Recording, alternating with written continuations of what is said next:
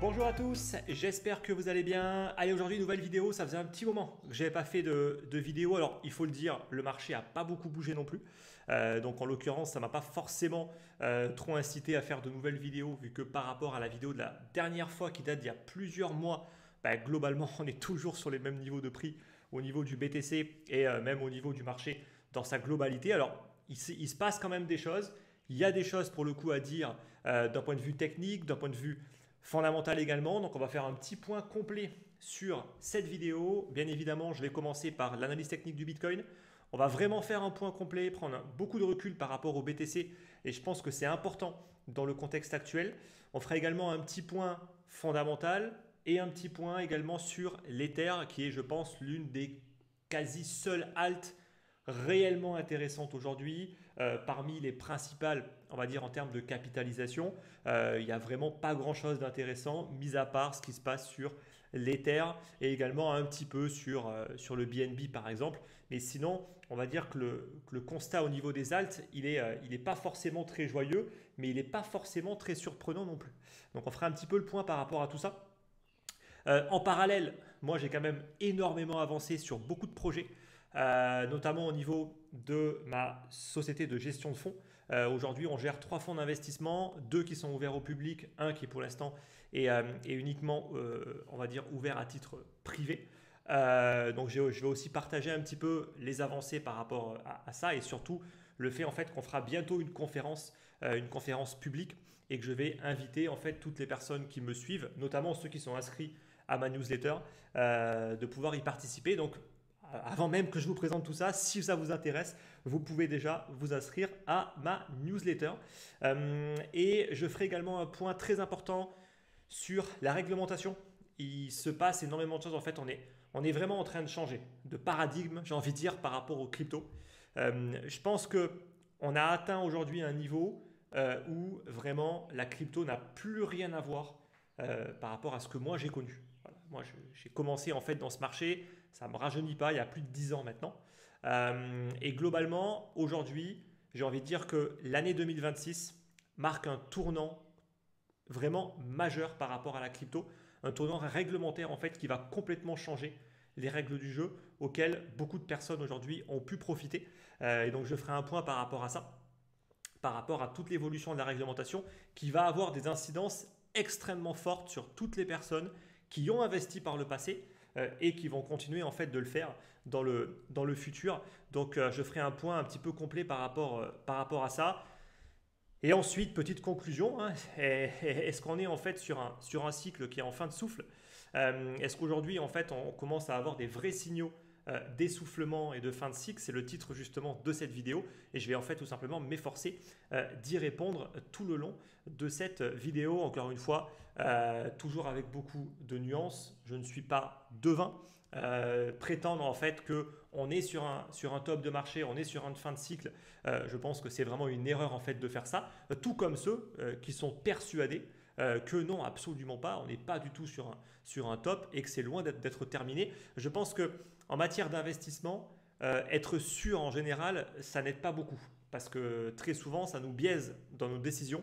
Et si jamais on se trompe, parfois ça fait même très souvent très très mal quand on a des convictions qui sont parfois un petit peu trop fortes et qui ne sont pas appuyées en fait par des choses concrètes dont l'analyse technique par exemple est fondamentale, qui permettent en fait justement d'avoir cette sorte de neutralité dans son analyse et qui permet en fait d'être beaucoup moins biaisé. Encore faut-il bien évidemment correctement l'utiliser parce que très souvent on peut faire de l'analyse technique mais on est tellement biaisé qu'on ne va voir que des choses qui restent positives. Moi j'essaie vraiment de prendre un maximum de recul et de ne pas avoir de biais particulier, même si encore une fois on reste des êtres humains et que c'est toujours quand même assez compliqué. Allez, en tout cas, on attaque cette vidéo. On va commencer par l'analyse du Bitcoin. Alors, bon, comme j'ai pu vous le dire déjà, sur BTC, honnêtement, il ne se passe rien. Franchement, il faut le dire encore une fois. Il faut pas. Je veux dire, quand les choses ne sont pas bonnes, il faut le dire. Il ne faut pas toujours être dans cette optique de dire non, mais tout va bien, vous inquiétez pas, juste pour faire plaisir à son audience. Moi, je ne suis pas là pour faire plaisir aux gens, je suis là pour dire ce que je pense. Et globalement, le Bitcoin ne fait plus rien depuis maintenant. Pour moi, en tout cas, ça fait un an. Ça fait un an que le Bitcoin ne fait plus rien. Voilà. Donc, je pense que c'est important de se remettre vraiment dans le contexte de qu'est-ce qui s'est passé depuis maintenant, on va dire, plus de 3 ans. Et pour quelles raisons aujourd'hui est-ce que le Bitcoin est en train de plafonner? Parce que c'est ce qui se passe d'un point de vue technique. On a le Bitcoin qui est en train de plafonner. On a des divergences importantes qui commencent à se mettre en place. Donc la première, ici, avec le point qu'il y a eu sur donc le top au niveau du RSI en mars. Et puis en fait, on voit que depuis, on ne cesse de faire des plus bas systématiquement, alors qu'au niveau du prix, on ne fait que monter. Donc là, on est clairement sur une très très grosse divergence qui est en train de se matérialiser. Et donc, on commence à avoir vraiment des signes d'essoufflement au niveau du marché. On le voit également de manière assez claire en fait lorsque le Bitcoin il break des niveaux, comme ça a été le cas par exemple ici. Là, on avait un très très gros niveau ici dans la zone on va dire des 109-110 000 dollars. On a fait un beau break sur l'été, je m'en souviens encore très bien. Parce que j'étais en pleine vacances justement, je pars pas souvent en vacances, mais comme par hasard, on part en vacances et boum, on a le break. Et en fait, après, de nouveau, il ne se passe plus rien. Donc, nouvelle ATH, certes, mais de nouveau rejet. De nouveau une tentative, encore un rejet. Encore une tentative ici, avec un tout petit plus haut, super, ça fait les médias, etc. Ça fait la une des médias. Mais en fait, après, boum, ça se refait encore bien rejeté. Ça, c'est vraiment des signaux inquiétants. Encore une fois, lorsqu'on est dans un momentum haussier, en général, il n'y a pas en fait d'hésitation comme ça. Je peux vous montrer en fait par exemple des actifs qui sont vraiment à la hausse. Bon, on a le S&P 500, mais notamment là où il y a un vrai momentum haussier, on va prendre le gold. Voilà. Si on prend le gold par exemple, on est sur un actif qui est dans un momentum haussier clair. Là, il n'y a pas d'ambiguïté possible. On a l'ensemble des moyennes mobiles en fait qui sont orientées à la hausse, le RSI qui reste au-dessus des 50 et on a, là on est sur du 3 jours, mais globalement des petites zones de pullback qui viennent rechercher la zone EMA 13 et EMA 25 en violet ici. Parfois on va un tout petit peu plus bas, mais on voit qu'à chaque fois c'est des impulsions haussières. Ce sont des breakouts ici qui sont vraiment clairs et précis, sans pullback ni quoi que ce soit.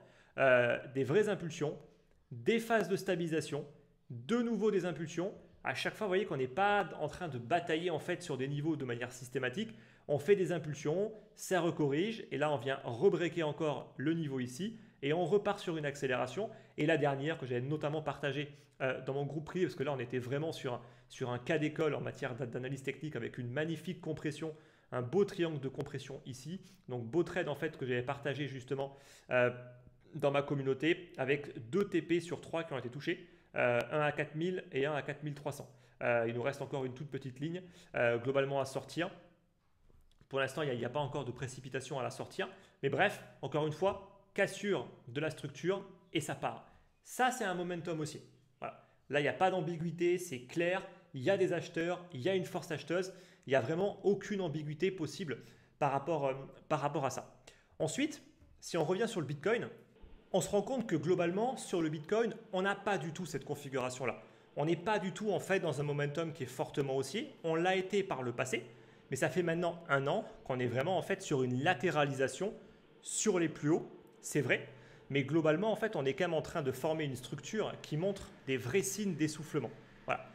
Des tentatives de breakout qui sont systématiquement rejetées par les vendeurs. Ça, c'est quand même vraiment très caractéristique en fait d'un marché qui s'essouffle. Globalement, si on prend un parallèle, même si ce n'est pas du tout le même contexte et j'aime pas trop en fait faire ça, mais globalement, ce qu'on a vu en 2021 est globalement similaire. Voilà. Un marché qui vraiment s'est essoufflé, des énormes divergences en fait globalement qui se matérialisaient. Là, on le voit, c'est quand même relativement clair. Et un dernier plus haut ici qui s'est fait rejeter très rapidement pour après partir dans un long bear market. Alors, encore une fois, pour moi, on est dans un contexte de marché qui est globalement très différent. Ce que je dis, c'est que ça ne veut absolument pas dire qu'on va avoir un bear market comme on a pu l'avoir en 2022. Mais ce qu'il faut maintenant être capable de dire, c'est que de mon point de vue, on a les vrais premiers signes d'un essoufflement clair du marché depuis le point bas qu'on a pu avoir en 2022 ici. Voilà. Niveau technique, on commence de nouveau à attaquer le RSI 50. Encore une fois, on ne l'a pas encore cassé, mais si on vient stabiliser en dessous, ça sent plutôt mauvais. Et en fait, le vrai signal, parce que pour l'instant, le signal n'a pas encore été vraiment validé, ce sera bien évidemment une cassure de la zone des 100 000 dollars et une stabilisation en weekly sous la zone des 100 000 qui sera confirmée par une cassure du RSI 50 Et là, de mon point de vue, je suis désolé, mais on aura toutes les caractéristiques pour avoir une véritable correction qui va se mettre en place sur le Bitcoin. Voilà. Alors pour l'instant, ce n'est pas encore validé, mais de mon point de vue, on n'a jamais eu des signaux qui tendent autant vers ce scénario-là. En tout cas, s'il faut choisir aujourd'hui un biais, parce qu'en fait, on passe notre temps à choisir des biais. Hein. Il y en a qui vont avoir des biais haussiers, neutres, plutôt baissiers. J'ai longtemps été sur un biais plutôt haussier jusqu'à ce qu'on ait ces rejets ici. Notamment le dernier rejet ici à 125 000. Là, globalement, j'ai vraiment commencé à changer mon fusil d'épaule où je suis passé vraiment sur un biais plutôt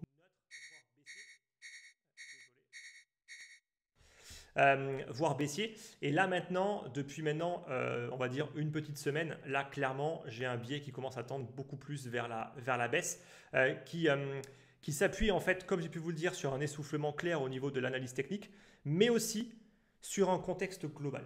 Voilà. Il faut revenir en arrière un petit peu sur tout ce qui s'est passé par rapport au marché.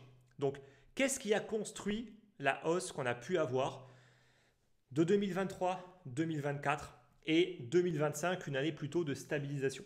Qu'est-ce qui s'est globalement passé et qu'est-ce qui a vraiment déclenché les mouvements haussiers? Parce qu'aujourd'hui, il y a beaucoup de personnes qui sont obsédées en fait en train de dire ça va aller plus haut, vous vous rendez pas compte, il faut être bullish, vous n'êtes pas assez bullish, on va aller chercher les 150 000. Il y a encore des personnes qui annoncent un Bitcoin à 150 000 $ avant la fin de l'année. Bon, encore une fois, ces personnes-là font des prédictions, mais ils ne mettent pas d'argent sur la table. Dans le cas où s'ils perdent, ils vont perdre beaucoup d'argent. Hein. Donc c'est toujours facile en fait de dire des choses pour le coup.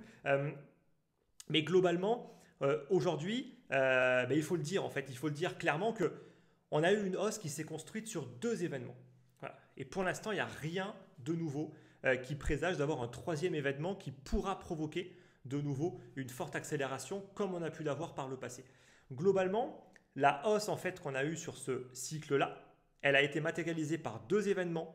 Le premier, l'annonce des ETF par BlackRock. Quand BlackRock a déposé officiellement sa demande d'ETF, on a eu cet énorme mouvement ici qui s'est déclenché entre le moment où ça a été déposé, puis ça a été accepté. Et donc c'est là en fait où globalement, quasiment toute la hausse en fait s'est faite sur ça. Donc ça veut dire quoi? Sur de l'anticipation du lancement des ETF par BlackRock. C'est important ce que je dis, c'est l'anticipation principalement. Donc ça ne veut pas dire en fait que les ETF ont fait en fait ce mouvement-là. Non, c'est toute l'anticipation que les ETF allaient arriver par le plus gros émetteur d'ETF au monde, en l'occurrence BlackRock, qui a provoqué en fait ce mouvement-là. Ça, c'est la première chose. Et pourquoi il y a eu ce réajustement-là? Parce que personne s'y attendait, ou presque personne, sauf qui étaient ceux dans les petits papiers globalement autour de BlackRock. Mais honnêtement, sinon, ça a été une surprise pour quasiment tout le monde, l'annonce de BlackRock de lancer un ETF. Alors, il y a eu plein de tentatives par des petits émetteurs de lancer en fait des ETF, mais encore une fois, des petits émetteurs n'ont pas la force de frappe de BlackRock, surtout dans l'environnement dans lequel on se situait, avec un gouvernement américain clairement anti-crypto et avec une personne à la tête de la SEC clairement anti-crypto. Donc vous vous rendez compte qu'ils ont quand même réussi là où tous les autres ont échoué, mais parce que tout simplement BlackRock a une force de frappe, a bien évidemment un appui politique et une influence politique beaucoup plus élevée en fait que de petits émetteurs qui ont essayé mais qui ont lamentablement échoué, bien évidemment. Donc c'est ça en fait qui a fait le plus gros de la hausse. Et ça reste un effet de surprise encore une fois. Et je rappelle qu'il y avait beaucoup de personnes qui au début doutaient même que les ETF seraient acceptés parce que la politique de la SEC par rapport à la crypto était tellement pas claire, était même plutôt hostile, que ça paraissait quand même difficile en fait de se dire qu'ils allaient accepter. Voilà. Au final, ça a été accepté. Ça a de nouveau, pour le coup, reprovoqué en fait une belle phase haussière. Mais globalement, ensuite, une fois que les ETF ont été lancés, ce n'est pas vraiment les ETF en fait qui ont permis en fait à ce que le Bitcoin il ait de nouveau une grosse phase d'accélération haussière. C'est toute l'anticipation. Ensuite, deuxième mouvement haussier. À la suite de ça, on a eu une très très belle structure en fait de correction, là qui est beaucoup plus jolie en fait que ce qu'on a actuellement parce que là on a eu globalement donc un bull flag. Donc ça veut dire belle structure haussière, puis ensuite une stabilisation avec une petite correction. Voilà. Et ensuite, boum, de nouveau breakout. Qu'est-ce qui s'est passé? Qu'est-ce qui s'est passé lorsqu'on était en octobre, novembre de l'année dernière, élection de Donald Trump? Donald Trump qui, pendant sa campagne, a fait globalement une politique pro-crypto, alors que pour être honnête, on ne l'attendait absolument pas sur une politique comme ça, parce que lors de son premier mandat, il avait une hostilité clairement affirmée par rapport aux crypto, probablement par un manque de connaissances claires du sujet, mais quand bien même, pour lui, le Bitcoin, c'était du scam. Et donc, au début, on aurait très bien pu se dire, en fait, Trump va absolument pas aider le marché.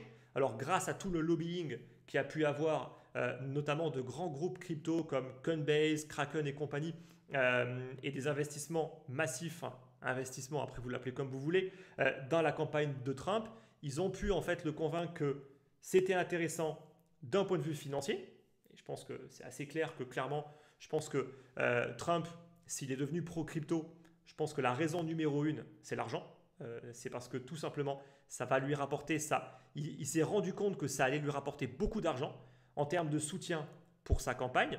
Ça va également lui permettre d'avoir des nouveaux électeurs et donc de pouvoir réussir à se refaire élire. Il avait notamment pas mal négocié en fait d'accords comme la libération de Ross Ulrich par exemple, qui était justement une des grosses négociations qu'il a pu avoir avec Trump pour tout simplement qu'il ait en fait le soutien des acteurs pro-crypto.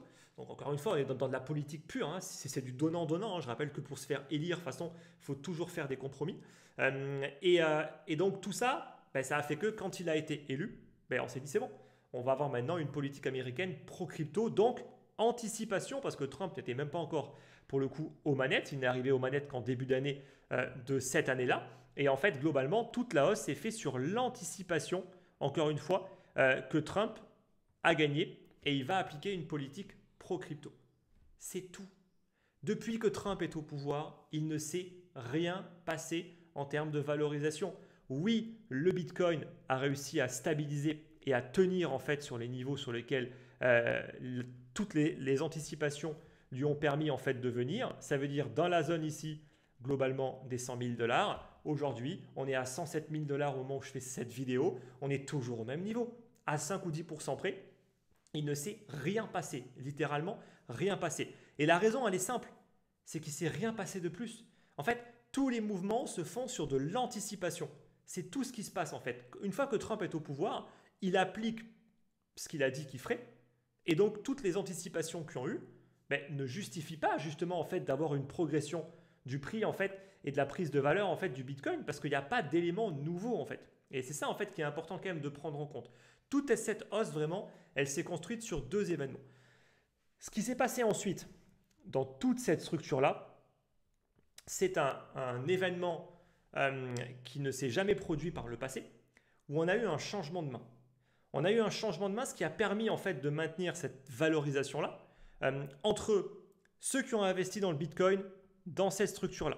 Voilà, on va rester large plutôt voilà, dans cette zone ici, une belle zone d'achat, on va dire entre les 20 et les 30 000 $. Toutes les personnes qui ont acheté ici, ils sont contre-foot d'avoir un Bitcoin qui monte à 150.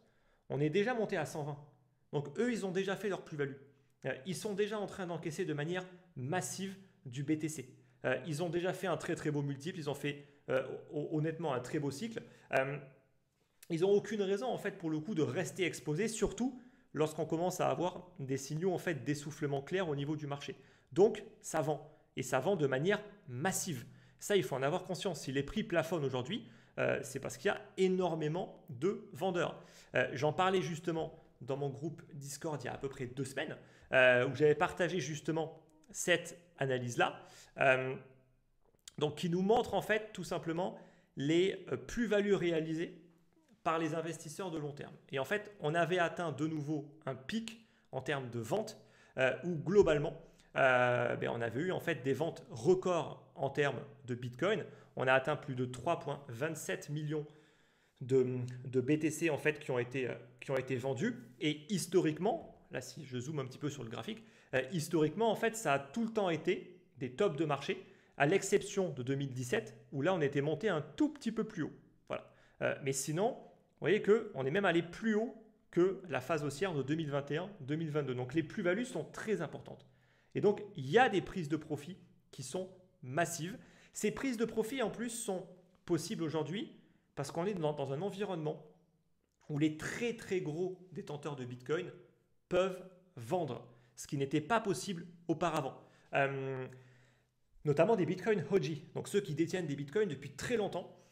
Aujourd'hui, en fait, ils ont la possibilité en fait, de pouvoir vendre des centaines de millions, voire des milliards de dollars en bitcoin en passant par le circuit traditionnel et de récupérer cet argent directement en cash, ce qui n'était absolument pas possible il y a encore quelques années en fait de cela, où la crypto était beaucoup trop mal vue pour être capable en fait de sortir correctement des sommes comme ça. Là, on l'a vu encore cette année, notamment par Genesis, donc qui est un intermédiaire qui a fait des opérations OTC, et qui a vendu en fait pour plusieurs milliards de dollars d'investisseurs en fait de la première heure. Là, je ne parle même pas de personnes qui ont acheté globalement en 2022 ou en 2023. Je parle de personnes qui détiennent des bitcoins depuis 6, 7, 8 ans et qui ont commencé à pouvoir vendre de manière massive.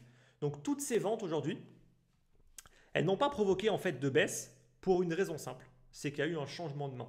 Il y a eu notamment les ETF qui ont permis en fait d'avoir des achats, même si, attention, on plafonne depuis un petit moment au niveau des ETF. J'avais également partagé ça dans mon groupe privé qui justement en fait nous montre les flux d'achat via donc les DATS, bon, donc c'est les Digital Asset Trust, mais globalement ça va englober tout ce qui est trust, notamment les ETF en fait qui sont quasiment tous des trusts.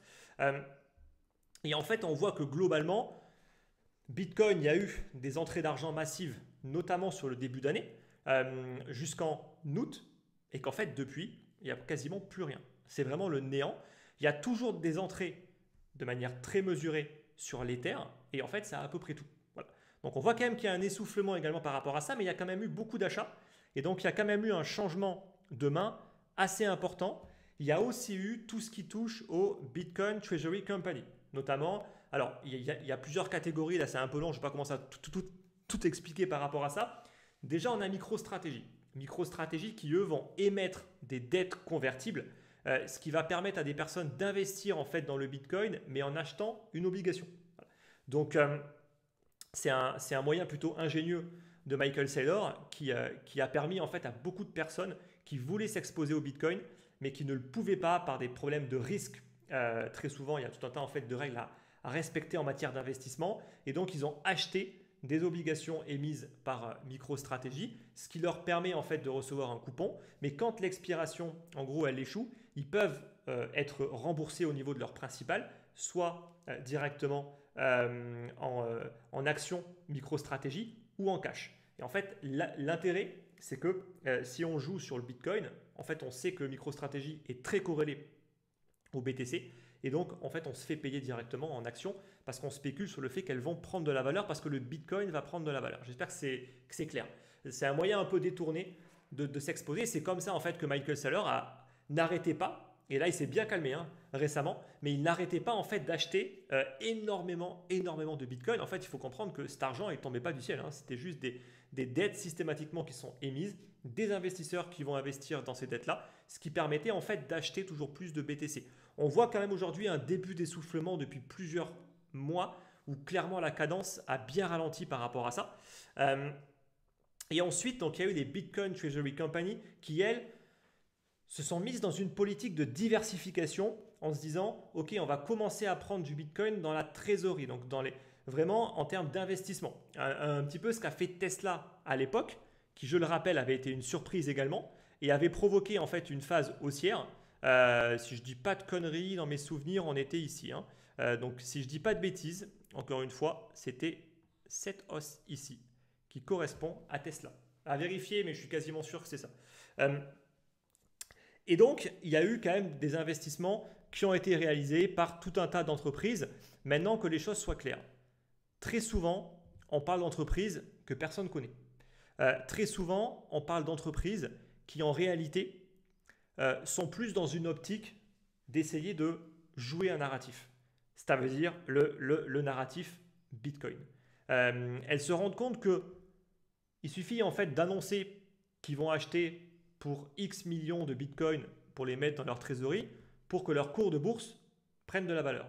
Donc, de manière très opportuniste, énormément d'entreprises qui n'avaient pas forcément des cours de bourse particulièrement on va dire, réjouissants pour leurs investisseurs initiaux, se sont retrouvés en fait dans cette situation à se dire mais pourquoi pas jouer ce narratif-là. Alors, le gros du problème, il est où? C'est qu'en fait, ces entreprises-là jouent uniquement sur un narratif de court terme. On n'a aucune idée de savoir en fait si ces entreprises-là, on n'a aucune idée en fait de savoir si ces entreprises-là en fait vont réellement conserver leur Bitcoin si jamais il part à la baisse et que ça a un impact négatif au niveau de leur cours de bourse, parce qu'on est en fait uniquement sur des entreprises qui font ça par opportunisme. C'est tout. On a eu également donc des boîtes comme Metaplanet au Japon par exemple qui a joué sur cette narrative-là. L'action maintenant s'est faite complètement massacrer et en fait ça commence à retomber. Ça commence déjà à retomber alors que le Bitcoin n'a même pas encore réellement baissé. Et ensuite, il y a eu encore une autre catégorie, on va dire, d'entreprises qui, elles, étaient vraiment dans des situations financières plutôt mauvaises, avec des cours de bourse très souvent, donc des small caps vraiment très mauvais. Et eux, ils ont été encore plus loin, où ils ont carrément changé en fait leur business model pour se mettre tout simplement en société qui vont juste acheter une crypto. Donc on a eu en fait des boîtes qui sont devenues en fait des treasury companies pour du BNB, pour du Sol, pour du Cardano. Et là on est vraiment sur du pump and dump pur et dur. Parce que si on regarde ce qui s'est passé, il y a eu l'effet d'annonce, où encore une fois, parfois, il y avait une petite hausse, l'action fait 50, 100%, 200%. À mon avis, je pense que beaucoup d'anciens investisseurs en ont profité en fait pour sortir, juste parce que voilà, ils ont annoncé que maintenant leur business model va être d'acheter de la crypto. Voilà. Et se transformer en fait en véhicule d'investissement, vu qu'il n'y a pas encore d'ETF par exemple pour le BNB, pour le Sol et compagnie, ils vont se transformer en véhicule d'investissement coté pour investir là-dedans. Alors ça, c'est plutôt mal passé. Il y a eu pas mal de boîtes qui ont carrément été sorties de la cote parce que justement, en fait, ils ne respectaient pas tout un tas en fait, de règles. Ce n'est pas mon domaine de spécialité, donc je ne vais pas rentrer dans le détail. En tout cas, bref, il y en a eu plein qui se sont retrouvés carrément délistés en fait, de la bourse américaine. Et ça va encore plus loin. Il y a même des entreprises qui n'étaient pas encore cotées en bourse. Moi, j'ai reçu plusieurs deals justement sur Sol et sur Cardano, d'entreprises en fait qui sont carrément créées pour devenir en fait des treasury companies, mais qui ne sont même pas encore cotées en bourse. Voilà.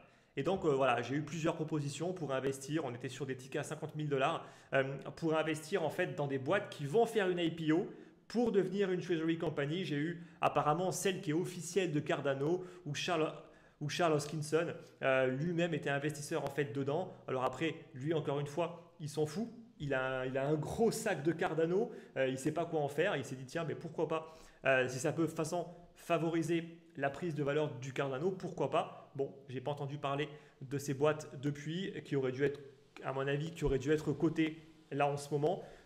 Des ETF sont déjà en train de sortir, notamment sur Solana. Donc toutes les boîtes qui ont voulu faire ça sur Sol, ben, à mon avis, ça ne sert plus à rien. Donc encore une fois, vous voyez, trois catégories différentes entre ce que fait MicroStrategy, ce que font certaines entreprises déjà cotées, de mon point de vue, par pur opportunisme, et ce que font des boîtes qui sont en fin de vie et qui essaient en fait de tout simplement faire pumper un peu donc une dernière fois leur action en jouant sur la narrative crypto. Encore une fois, tout ça est pitoyable. En fait, en réalité, ça ne sert pas vraiment à grand-chose. Ça sert juste à essorer encore un peu plus l'écosystème pour essayer en fait de gratter un maximum d'argent par pur opportunisme. Mais j'y vois pas grand intérêt. Pourquoi est-ce qu'en fait tout ça n'a pas été suffisant pour provoquer une véritable phase haussière? Mon idée sur la question, ce n'est que mon idée bien évidemment, c'est que on n'a pas une seule boîte crédible qui a vraiment annoncé une politique d'achat de Bitcoin qui a du sens. Si on avait eu des boîtes, de grosses boîtes, dans la tech par exemple, comme on a pu l'avoir en fait pour Tesla, si on avait eu Microsoft qui a fait une proposition à un moment justement quand c'était très en vogue, qui a fait voter en fait ses actionnaires, est-ce que vous voulez qu'on achète du Bitcoin ou pas? La réponse a été non, de manière claire et précise. Si on avait eu du Microsoft qui commence à acheter et à diversifier leur trésorerie de cash en BTC, les choses auraient pu être différentes. Surtout que toutes les boîtes de la tech se copient. Une fait quelque chose, elles vont toutes faire pareil. Voilà. Donc ça aurait pu être un élément déclencheur pour que toutes les autres fassent pareil. Le gros du problème, il est où? C'est que les boîtes sont pas stupides. Elles ont du cash, c'est pas pour le mettre n'importe où. Et c'est pas juste pour jouer sur un effet d'annonce. Ils en ont rien à faire en fait. Aujourd'hui, le cash de ces boîtes-là, il est investi massivement dans l'IA et dans les ordinateurs quantiques parce que c'est à venir. Et c'est là-dedans en fait qu'il y a vraiment du momentum et qu'il y a des investissements à faire. Et on le voit, ils se tirent tous la bourre entre eux. Ils investissent tous des centaines de milliards dans l'IA, dans les ordinateurs quantiques et les cryptos, ben ça passe en deuxième, troisième, quatrième plan en fait. Ça ne les intéresse même pas. Et donc tout ça en fait, il faut le dire globalement. Et c'est je pense l'une des raisons pour laquelle en fait pour moi c'est un énorme flop ce qui s'est passé par rapport au Treasury Company. En fait, il n'y a pas eu vraiment d'entreprise. Je crois qu'il y a même eu des boîtes en France qui ont essayé de faire ça. Encore une fois, ça a fait exploser leur cours de bourse. Je n'ai pas été revoir depuis, mais je suis quasiment sûr que c'est complètement retombé. C'est juste par pur opportunisme en fait. Je pense qu'il n'y a pas réellement de politique d'achat derrière sérieuse. Je pense que c'est que du court-termiste pour faire pumper en fait leur action et basta. Donc ça, c'est un peu triste encore une fois que la crypto soit utilisée uniquement par opportunisme pur, dans une optique purement spéculative. En fait, ça n'aide pas réellement l'écosystème. Et donc, je pense que tout ça aujourd'hui, eh ben, ça fait que oui, on a eu des achats, mais qui n'ont pas été suffisants pour contrebalancer en fait avec les ventes. Et le problème, c'est qu'on commence à avoir des essoufflements maintenant d'achats. On entend de beaucoup moins parler, notamment de MicroStrategy qui achètent, parce qu'à mon avis, il y a beaucoup moins de personnes qui sont intéressées maintenant pour investir dans les obligations de MicroStrategy. Et notamment pourquoi? Mais parce que leur cours de bourse commence à prendre cher. Et pour le coup, là, on le voit, ça a quand même déjà plutôt bien baissé. C'est même en avance par rapport au BTC. On est quasiment sur le niveau donc des 80 000 $ ici sur le Bitcoin. On est quasiment sur ce niveau-là. Donc MicroStrategy est déjà vraiment en avance en termes de correction. Ça reste une action qui reste extrêmement volatile par rapport à ses plus hauts. Vous voyez qu'elle s'est déjà pris moins 40%. Et il suffit que Bitcoin rentre dans une phase de vraie correction. MicroStrategy, on va la retrouver à 180, mais sans aucun problème. Et donc, elle se sera déjà pris une correction de quasiment 60%. Donc, à mon avis, je pense que ça va être très compliqué pour MicroStrategy en fait, de conserver sa politique d'achat. Et donc, on va avoir un essoufflement. Et donc, moi, c'est pour ça qu'aujourd'hui, je commence à avoir un biais beaucoup plus baissier que haussier par rapport au BTC parce que je ne vois pas quel narratif ferait poursuivre en fait pour l'instant cette tendance-là. Ceci étant dit, ce que je dis en fait, c'est que oui, il y a une correction qui est nécessaire. D'un point de vue technique, de mon point de vue, il y a des niveaux qui sont intéressants à partir des 90 000. Je pense que entre les 90 et les 80 000 $, je pense qu'on est sur des niveaux d'achat en fait qui commencent à être vraiment intéressants. La grosse différence entre une vraie pause en fait qu'on n'a pas eu vraiment jusqu'à présent, et un top de marché, de mon point de vue, elle va se jouer dans la zone des 80 000 $. Je pense que si on fait un plus bas par rapport au niveau d'ici et qu'on stabilise en fait sous cette zone ici, qu'on stabilise en dessous, là ça commence à sentir plutôt mauvais. Voilà. En tout cas, ça sent mauvais pour ceux qui hold globalement et ça sent mauvais en fait pour ceux qui sont très exposés et qui n'ont pas encaissé. Voilà. Mais en tout cas, ça va sous-entendre quand même une correction bien plus profonde et là on pourra clairement parler de tendance baissière et de top de cycle qui ont été atteints. Moi, je pense qu'honnêtement, le marché peut être très piégeux. Il y a beaucoup de personnes qui attendent justement cette cassure des 100 000 pour avoir leur signal de sortie. Voilà. Et je pense que le marché peut être très piégeux comme il l'a été en fait, pour être honnête, depuis maintenant plusieurs années, de déclencher une correction. Beaucoup de personnes, à mon avis, vont sortir dans cette zone ici. Voilà, parce qu'ils vont se dire, c'est bon, les 100 000 ont été breakés, on est à 90 000, c'est bon, game over, bear market, top de marché. Et je pense qu'honnêtement, un scénario vraiment crédible, ce serait en fait d'avoir un Bitcoin qui vient de nouveau chercher dans cette zone de liquidité ici. En fait, de nous faire une longue stabilisation avec un très long range en fait qui va plutôt se matérialiser entre ici et ici. Voilà, on va dire entre les 80 000 et les 120 000 $. Donc revenir chercher globalement dans cette zone ici, sans aller plus bas. Et là, je pense que ça va commencer à paniquer sévère ici, sans aller plus bas, pour après éventuellement pouvoir repartir à la hausse. Voilà. Alors tout ça, bien évidemment, ça dépend énormément du contexte macro, de l'évolution du fondamental. Par contre, là où ça va commencer à sentir mauvais, c'est si jamais on vient chercher dans la zone des 80 ici, mais qu'on casse cette zone et que là, pour le coup, on s'installe plus bas. Là, par contre, ça sent mauvais. Pourquoi?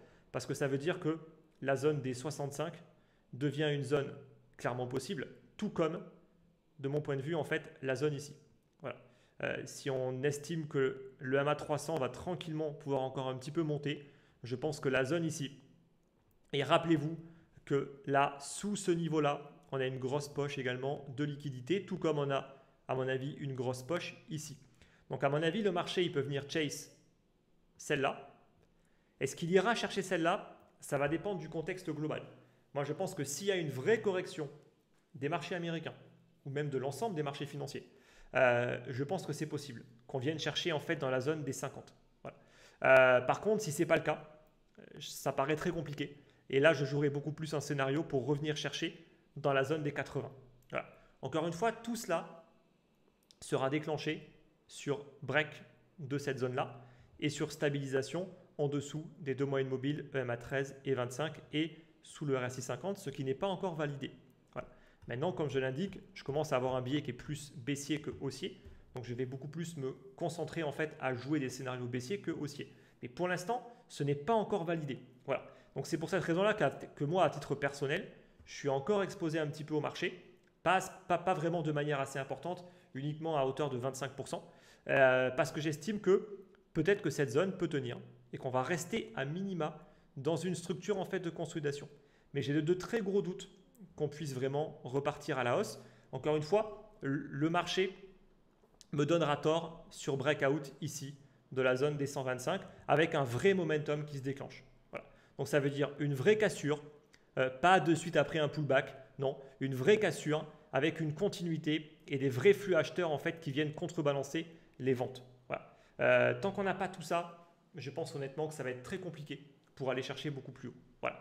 Par contre, dans la zone des 80-90, là, de mon point de vue, il y a vraiment un coup à jouer en termes de zone d'achat. Voilà. Avec une invalidation, bien évidemment, sur stabilisation sous la zone des 80. Mais globalement, pour moi, là, on a vraiment un très très bon niveau d'achat à aller jouer. Voilà un petit peu en tout cas par rapport au BTC. Donc j'espère que c'est clair, analyse un petit peu longue, je vais essayer d'aller un petit peu plus vite pour la suite.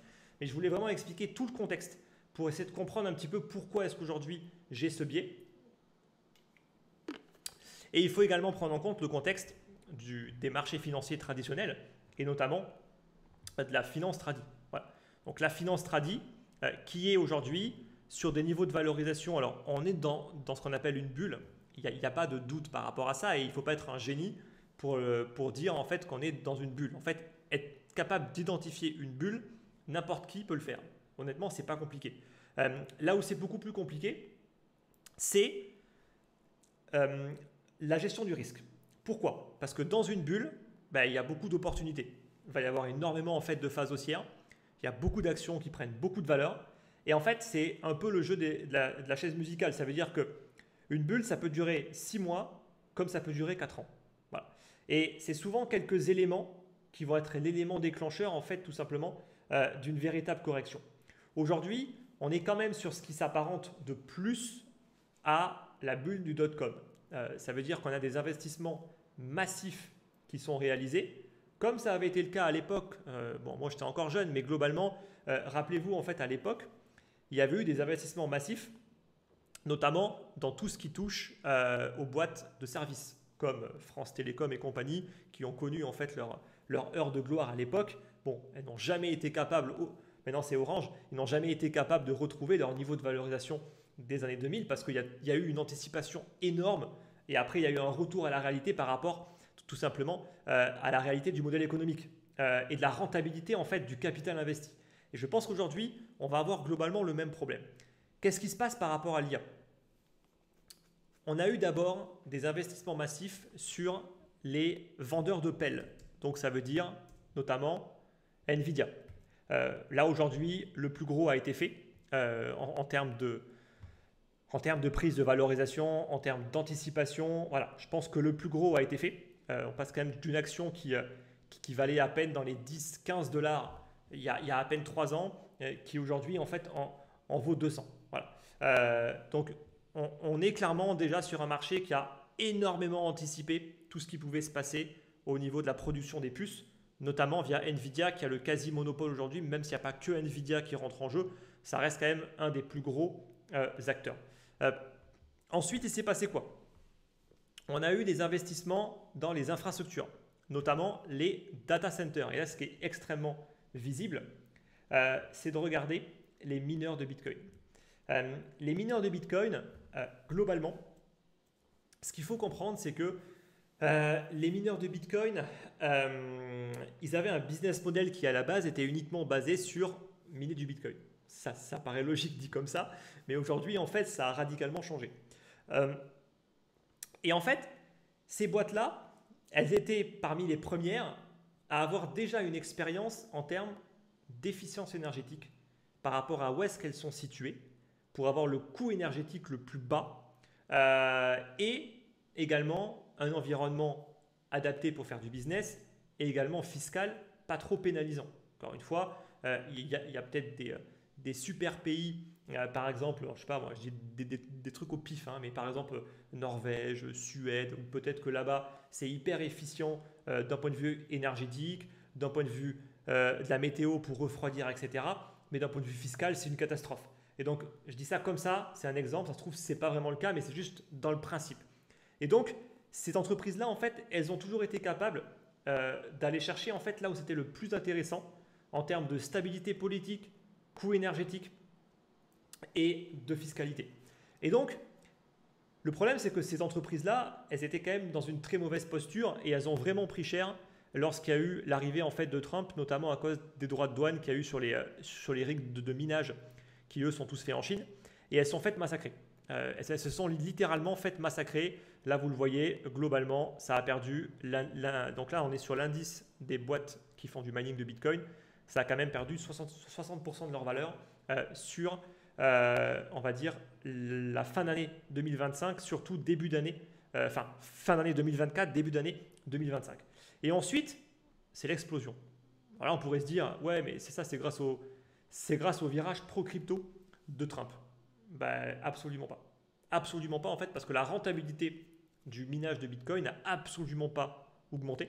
Le prix du Bitcoin, ben, on l'a vu en fait sur toute l'année, il a juste latéralisé. Donc, il n'y a même pas de prise de valeur en fait par rapport au fait que ces entreprises-là, elles détiennent une partie de leur trésorerie en BTC. Donc, il s'est passé quoi? Ben, il s'est passé une chose, l'IA. Ces entreprises-là, en fait, elles ont très vite compris que leur business model, il n'était pas suffisamment rentable, extrêmement cyclique à cause du BTC, et qu'en plus, franchement, c'est un marché qui est ultra compétitif et qui ne rapporte pas tant que ça. Voilà. Et puis, l'IA est arrivée. Comme j'ai pu vous le dire, il y a eu des investissements massifs dans les infrastructures, notamment dans les centres de données. Et qui de mieux placé que les mineurs de Bitcoin pour fournir de la puissance de calcul pour les modèles d'IA? Et donc, shift important en termes de business model. Elles n'ont pas arrêté leur business model de minage de Bitcoin. Par contre, elles ont massivement réinvesti leur argent, non pas pour augmenter leur capacité sur le Bitcoin, mais surtout pour augmenter leur capacité sur l'IA et tout simplement les centres de données pour faire du calcul pour les IA. Et aujourd'hui, ce qu'il faut savoir, c'est que tous les gros, OpenAI, Meta, Gemini de Google, etc., ils n'ont pas ils n'ont pas la capacité en interne à pouvoir gérer en fait toutes ces puissances de calcul là qui sont nécessaires. Donc, c'est sous-traité par des boîtes comme ça. Et une en fait qui est assez connue, c'est Cypher Mining. Cypher Mining en fait qui globalement a connu une accélération comme ça grâce à tout le momentum en fait qu'il y a aujourd'hui sur l'IA. Encore une fois, ça n'a rien à voir avec la crypto et notamment des investissements massifs de la part de Google et de gros contrats en fait qui ont été signés avec des grosses boîtes de la tech pour du calcul et pour des investissements. Aujourd'hui, en fait, on estime qu'il y a tellement d'investissements dans les centres de données que c'est en train d'accaparer toute la force de travail, de main-d'œuvre en fait pour construire aux États-Unis, ce qui a même des impacts sur le fait qu'il y a très très peu de logements neufs aujourd'hui qui sont construits parce que tous les promoteurs, ils préfèrent aller faire des centres de données, ça rapporte beaucoup plus d'argent parce qu'il y a tellement d'investissements en fait que ça rapporte beaucoup plus que d'aller construire des maisons, des immeubles ou même des bureaux. Et donc, globalement, c'est vraiment accaparé par ces investissements massifs, ce qui rappelle encore une fois énormément ce qui s'est passé dans les années 2000, parce que le gros problème de tous ces investissements aujourd'hui, c'est le retour sur investissement. Est-ce que tout cet argent-là va être correctement investi? Est-ce qu'il y aura un retour sur investissement qui sera vraiment intéressant? ou est-ce que ce ne sera pas justement une catastrophe pour beaucoup de boîtes qui auront cramé énormément de cash avec quasiment zéro retour sur capital investi? C'est fort probable. Voilà. Et d'autant plus que n'oublions pas qu'il y a aujourd'hui une narrative sur l'IA. Dans quelques années, il risque d'y avoir une narrative sur les ordinateurs quantiques. Et quand il va y avoir un shift entre l'IA et les boîtes qui sont précurseurs en fait dans les ordinateurs quantiques, il risque d'y avoir des corrections massives du côté de l'IA pour avoir des réinvestissements faits de manière massive justement dans ce nouveau secteur-là. Voilà. Donc tout ça fait que les minières s'en sortent plutôt bien, mais c'est absolument pas grâce aux cryptos. Voilà. Je vais aller un petit peu vite maintenant pour finir tout ça. Donc l'Ether globalement. Alors, encore une fois, prenez du recul. Est-ce que l'Ether est dans une magnifique configuration? La réponse est non. Alors, je vois beaucoup de gens extrêmement haussiers sur l'Ether. L'Ether, pour être honnête, il n'a fait que revenir sur ses précédents plus hauts de 2021. D'accord?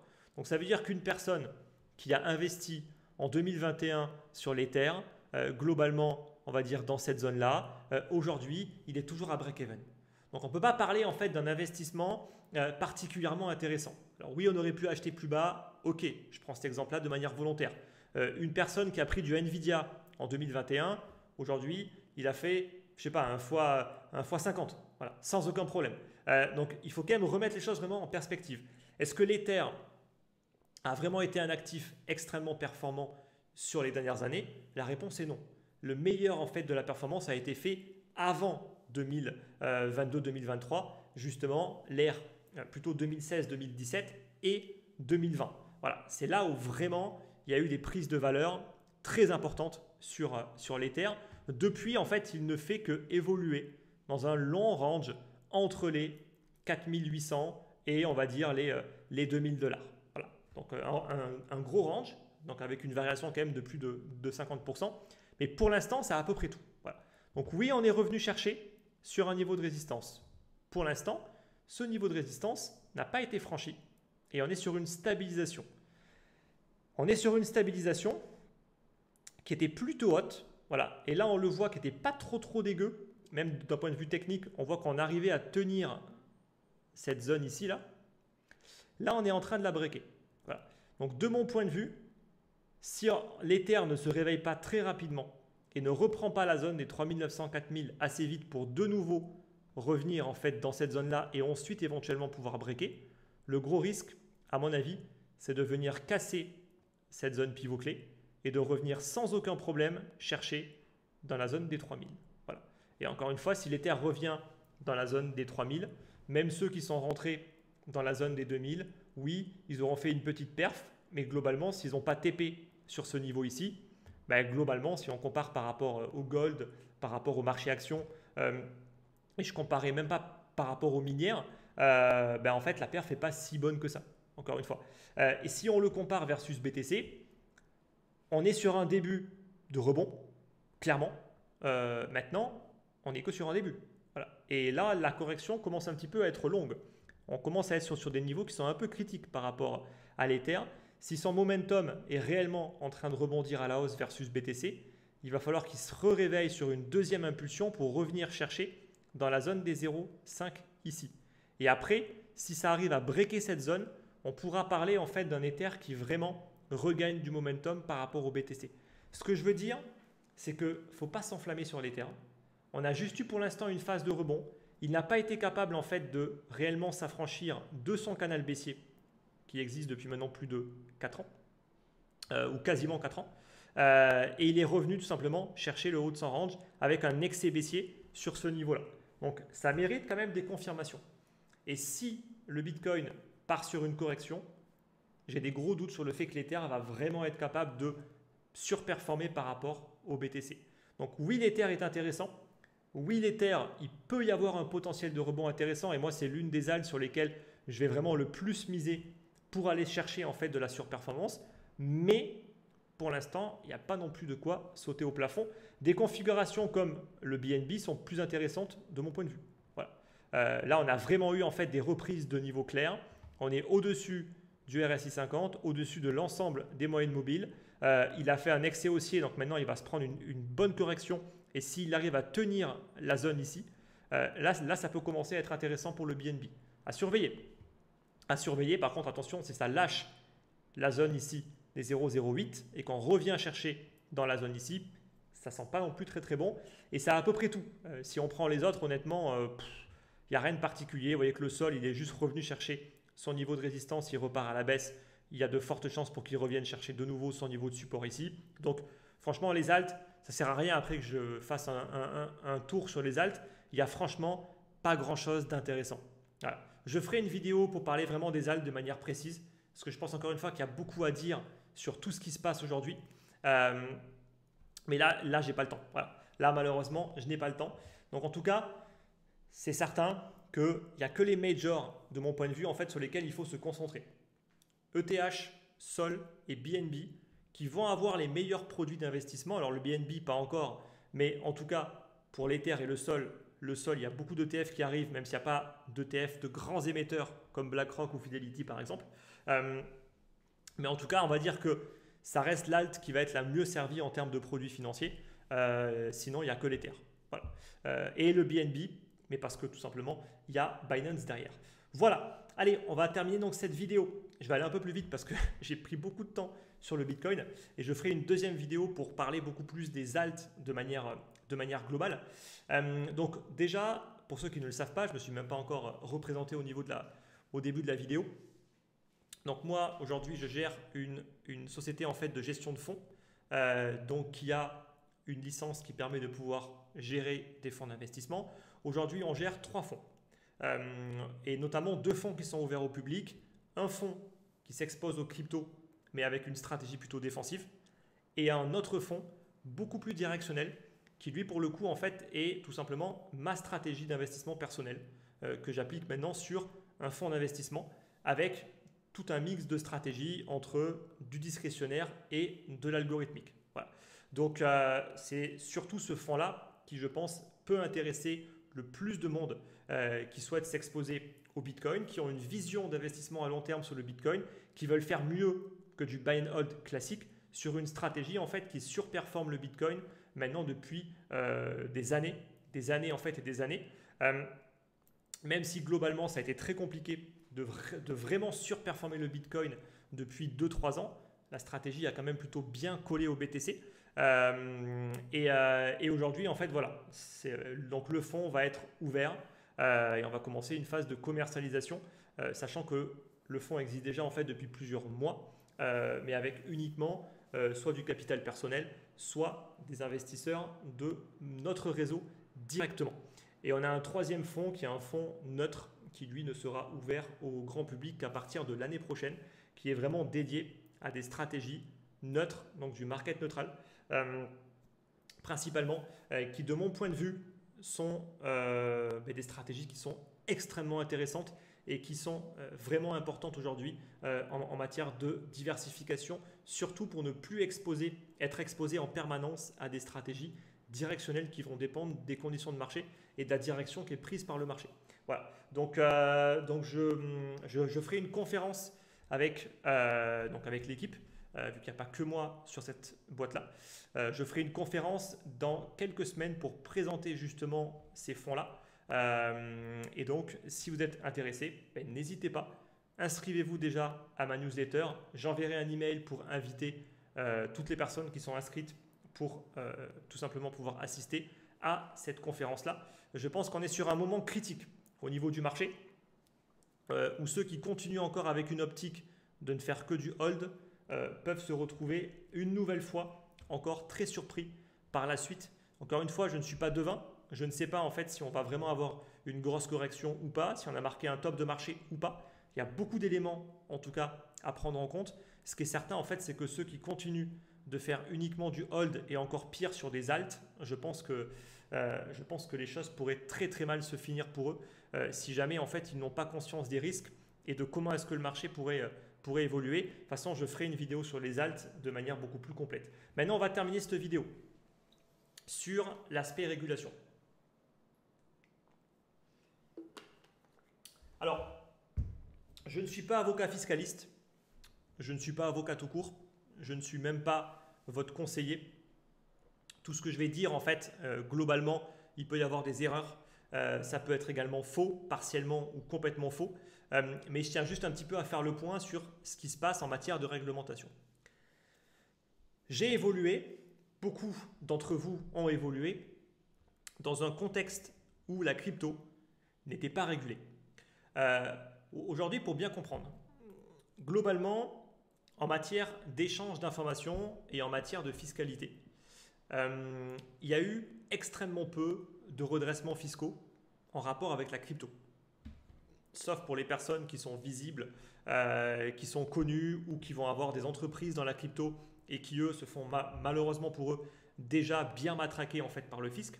Mais sinon, les particuliers n'ont pas été réellement embêtés. Pour quelle raison? Voilà. La raison, elle est simple. C'est qu'en fait, un contrôle fiscal se déclenche toujours parce qu'il y a une alerte. Ce n'est pas des contrôles aléatoires, comme on pourrait le croire, où tiens, il y a un nom qui va tomber au hasard, tiens, lui, on va le contrôler. Non, le fisc n'est pas là pour perdre son temps. Le fisc est là pour contrôler quand ils savent qu'il y a quasiment à coup sûr de l'argent à aller chercher. Pour avoir ces informations-là, il y a tout simplement des échanges d'informations. Alors, dans la finance traditionnelle, donc au niveau bancaire, au niveau des courtiers, des brokers, il n'y a quasiment plus aucun anonymat, peu importe où vous créez des comptes, depuis 2017-2018. Je dis quasiment, d'accord, parce qu'il y a encore des zones où c'est encore un petit peu des zones grises, notamment grâce au CRS.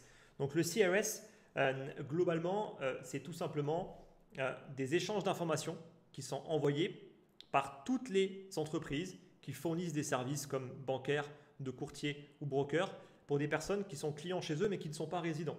Donc, par exemple, Bourse Direct, qui est une entreprise française qui est incorporée en France, dès qu'elle va avoir des personnes qui ne sont pas résidents français, elle va tout simplement être soumise au CRS.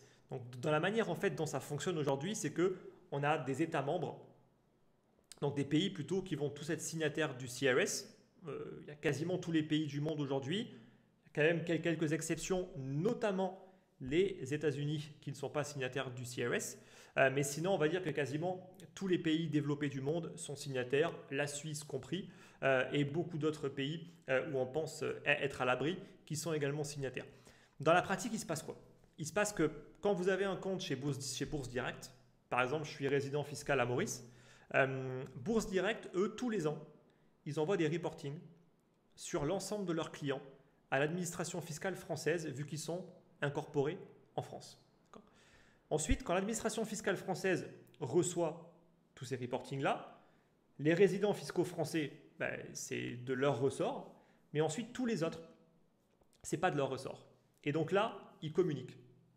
En fonction des accords qui ont été signés via le CRS, ils vont communiquer à l'ensemble des pays. Par exemple, voilà, moi, si j'ai un compte chez Bourse Direct, le fisc français va envoyer un reporting au fisc mauricien parce que je suis résident fiscal à Maurice. Donc ça veut dire quoi? Ça veut dire que si j'ai un compte chez Bourse Direct, la France est au courant que j'ai un compte chez eux et ils ont tout le détail, mon solde, toutes les transactions qui ont été faites et compagnie. Et ils vont ensuite l'envoyer à Maurice s'il y a un accord entre les deux et si Maurice est vraiment intéressé par ce genre de rapport-là, ce qui n'est pas toujours le cas. Au niveau bancaire, c'est exactement pareil. Et au niveau des brokers, c'est exactement pareil. Voilà. Ça, c'est en place depuis pas 10 ans, mais presque. Voilà, donc depuis 2017-2018, c'est quasiment en place. C'est ce qui a cassé l'anonymat, notamment des banques suisses, qui ont été signataires du CRS et qui a fait que tous ceux qui étaient planqués globalement en Suisse, ils ont dû se barrer parce que maintenant, la Suisse communique toutes ces informations-là. Si vous êtes français et que vous avez un compte en Suisse, les banques suisses communiquent tous les reportings au fisc suisse. Le fisc suisse les envoie ensuite au pays de résidence à chaque fois, en l'occurrence par exemple en France ou ailleurs. Donc tout ça c'était présent au niveau bancaire. C'est comme ça que le fisc a accès globalement à quasiment, auparavant en tout cas, il avait accès en fait à tout votre portefeuille. Que vous ayez en fait des actions, des obligations, toutes vos transactions, qu'elles soient bancaires ou sur les courtiers, elles sont toutes dans les mains du fisc parce qu'elles ont toute la data. Voilà. Par contre, par rapport à la crypto, les plateformes crypto n'ont jamais été considérées comme des institutions financières. Donc, elles n'ont jamais été soumises au CRS. Donc, ça veut dire quoi? Que le fisc était aveugle. Il n'avait aucune idée de ce que vous possédez, même sur des plateformes d'échange centralisées, même si elles étaient, pour le coup, incorporées, même j'ai envie de dire, en France. Voilà. Parce que tout simplement, elles n'étaient pas considérées en fait comme des institutions financières, donc elles n'étaient pas tenues de faire ces fameux reporting. C'est terminé. Voilà. C'est terminé, bien évidemment, toute bonne chose a une fin.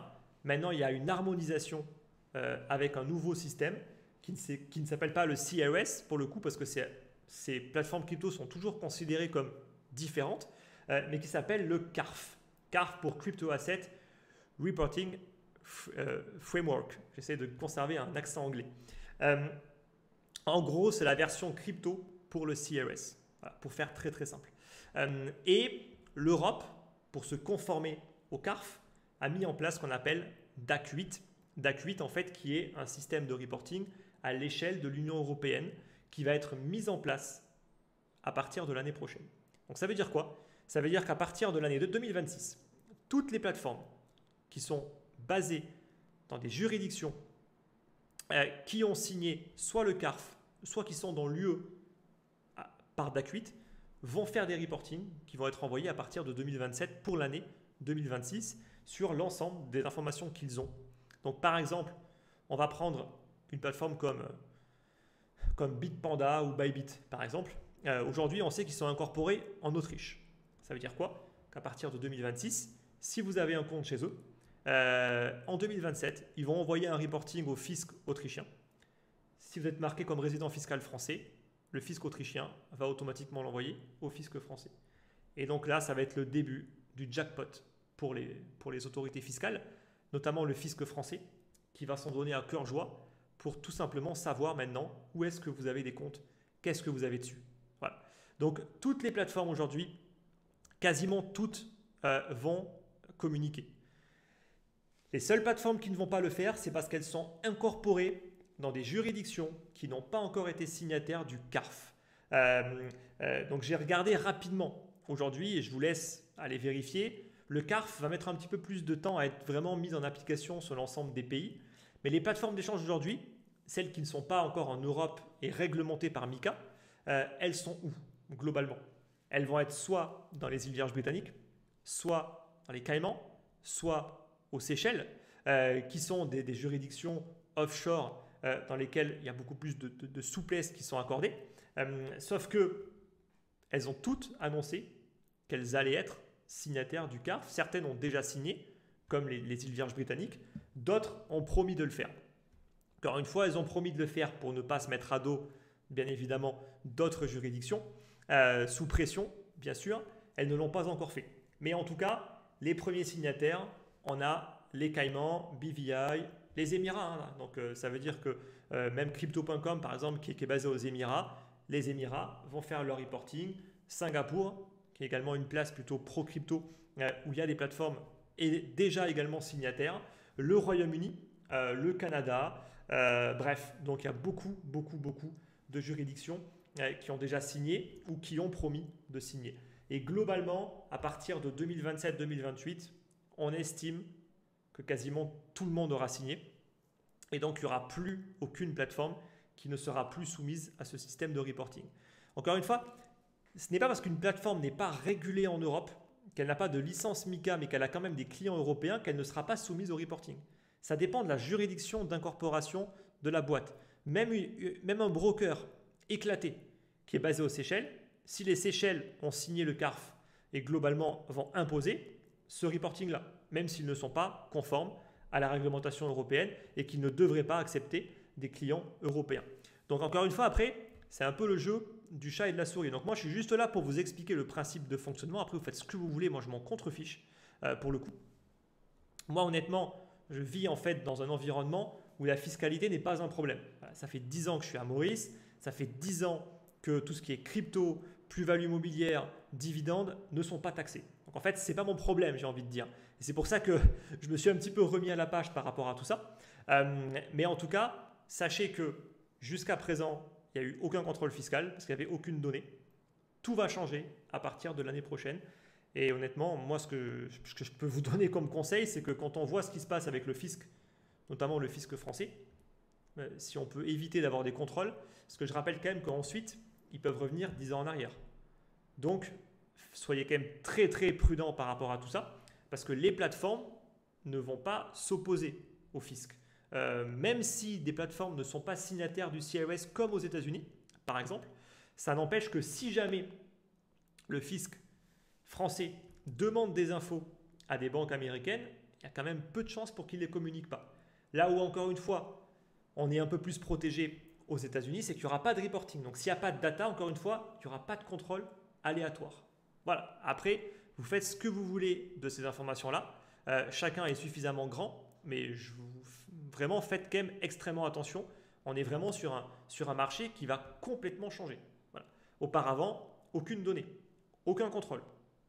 Maintenant, les règles ont complètement changé. Et vu l'évolution réglementaire fiscale en France et cette obsession à aller chercher de l'argent partout, je serai extrêmement prudent par rapport à tout ça. Mais je pense que, voilà, maintenant que vous avez compris un petit peu, et n'hésitez pas à aller creuser encore plus pour aller confirmer tout ce que je viens de vous donner en fait comme information, parce que c'est décisif de comprendre en fait globalement comment tout ça fonctionne, comment tous les échanges d'informations fonctionnent aujourd'hui à l'échelle européenne et à l'échelle mondiale.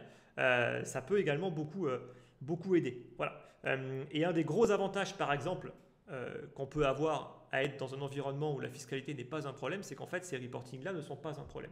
Ceux qui sont tout le temps en train de jouer au jeu du chat et de la souris avec le fisc, le problème, en fait, c'est que c'est une charge mentale qui est conséquente et que vous devez tout le temps surveiller ce qui se passe en termes d'accords entre tel et tel pays, telle plateforme est dans quelle juridiction, est-ce que cette juridiction-là impose plutôt fait des reportings et est-ce qu'ils ont un accord avec la France. Voilà. Après, encore une fois, chacun fait ce qu'il veut. Mais honnêtement, moi, je vous conseillerais quand même de vraiment maintenant faire très, très attention par rapport à tout ça. Et bon, en tout cas, je ne peux que conseiller d'être le plus clean possible. C'est vrai que moi, je suis plutôt partisan de si on n'est pas d'accord avec la fiscalité d'un pays, et ben, en fait, on part. Voilà. Moi, c'est un choix que j'ai fait. La France ne me correspondait pas. Le modèle français en fait ne me correspondait pas. Le modèle très socialiste, très de gauche français en fait ne me correspondait pas. Et donc au lieu en fait de râler, de juste me plaindre, voire de vouloir frauder, eh ben moi je me suis juste dit ben non, je n'accepte pas en fait ce modèle-là. Donc je vais partir dans un pays en fait où j'accepterai le modèle fiscal. En tout cas, c'est ma vision des choses. Encore une fois, et je pense que si on reste dans un pays où la fiscalité est très élevée, de mon point de vue, il faut l'assumer. Voilà, donc vous avez un petit peu toutes les infos par rapport à ça. Donc, cycle en fin de souffle, j'ai un biais qui tend un petit peu plus vers le oui que vers le non, qui mérite encore confirmation. Mais en tout cas, ce qui est certain, c'est que les cryptos commencent à subir quand même tout ce qui se passe maintenant depuis plusieurs mois, voire plusieurs années, que les capitaux se concentre beaucoup plus sur l'IA et les ordinateurs quantiques que sur la crypto, qui a eu toute une vague très opportuniste, mais qui en réalité en fait n'a pas vraiment aidé l'écosystème. Et je n'ai même pas abordé le sujet de Trump et de toutes les personnes qui gravitent autour de Trump et qui ont essoré également encore une fois le marché pour prendre un maximum d'argent. Je pourrais faire une vidéo là-dessus encore une fois, mais je pense que beaucoup ne sont pas dupes sur ce qui se passe et sur le caractère très opportuniste en fait de la famille Trump par rapport aux cryptos. Il y a du bon et du mauvais, encore une fois. Mais en tout cas, les questions se posent. Voilà. Et donc, dans sa gestion personnelle, les questions se posent, tout comme il y a une bulle actuelle en fait sur les marchés financiers. Et donc, ceux qui sont full exposés, full Nasdaq, en mode, en mode tout va bien et on est serein, de la même manière, en fait, je serai un petit peu plus tranquille, on va dire à leur place. Même si moi, j'ai déjà une stratégie qui est ultra diversifiée et je ne suis absolument pas inquiet si demain, il y a un dégonflement de la bulle. Au contraire, encore une fois, qui dit dégonflement de bulle dit opportunité. Mais par contre, s'il y a un dégonflement de la bulle IA, ne croyez pas en fait que la liquidité va aller se placer sur la crypto. Là, ce serait complètement utopique en fait de croire ça. Je pense que la crypto va autant subir, pour le coup, si ce n'est même plus. Et encore une fois, on l'a vu. Je ferai une vidéo sur les alts, mais on a vu ce qui s'est passé sur le vendredi noir il y a quelques semaines. Les alts ne reposent pas sur grand-chose. Voilà, dans la plupart des cas. Quand on voit en fait des alts, même parmi celles du top 20, qui peuvent se prendre du moins 60, moins 80% en quelques minutes, ça en dit long quand même sur la robustesse du marché. Voilà. Bref, je ferai une vidéo dédiée aux alts pour faire un constat également de manière vraiment objective. Objectif plutôt sur ce marché qui sera dédié. Bonne journée à tous et on se dit à très très vite pour une prochaine vidéo. Bye bye.